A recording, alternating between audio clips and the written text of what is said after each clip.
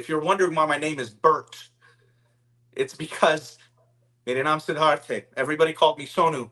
But when we moved here, my mother realized I was going to get made fun of, so she changed it to Albert. She wanted me to grow up to be smart. I disappointed her. More ways than one. However, what I'm trying to say is if you think for a nanosecond that we're taken seriously on a national stage, look what happened to Vivek. Vivek Ramaswamy is a presidential candidate. Everybody in this country knows who he is. Donna Brazile knows who Vivek Ramaswamy is. Yet on Bill Maher's show, she can get up and she can say, what's his name? Vivek Ramama Samama? Making fun of him, just like we all were.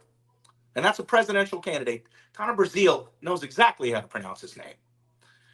And the fact of the matter is, I'm tired of our sons, our daughters, our brothers, our sisters, our wives, our mothers, our fathers, our uncles not being taken seriously.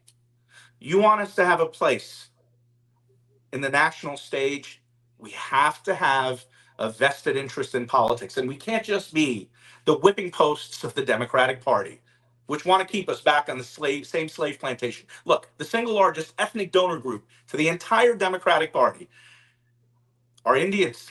They raised $10 million for Joe Biden in one night through small dollar donations. And what do we get in return? Nothing. When an old man gets pushed over, there's no march. When a young kid that I met gets slapped on the back of the head because he shaved his head because his nana died, there was no outcry.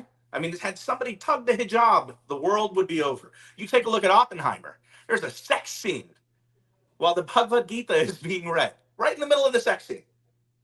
Now imagine if that was a surah from the Quran or from, a line in the Bible. The world would end.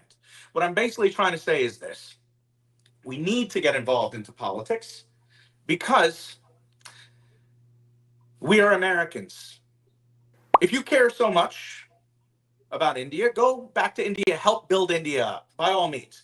But if you're here and your children are born here and you're going to buy your home here and your business is here and your future is here, your progeny is here, your issue. My sister who was born here is an American. She is not Indian. She is an American. She was born here. And her kids will inherit this country.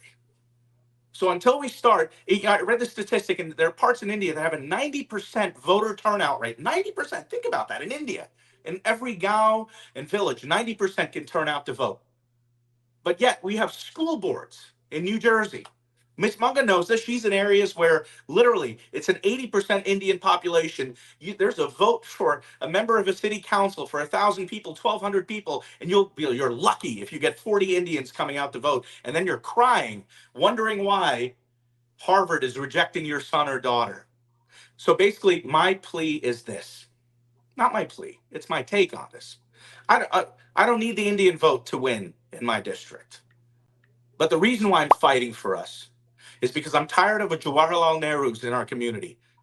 Instead, we need Subhash Chandra Bose's. That's what we need. We need some fighters.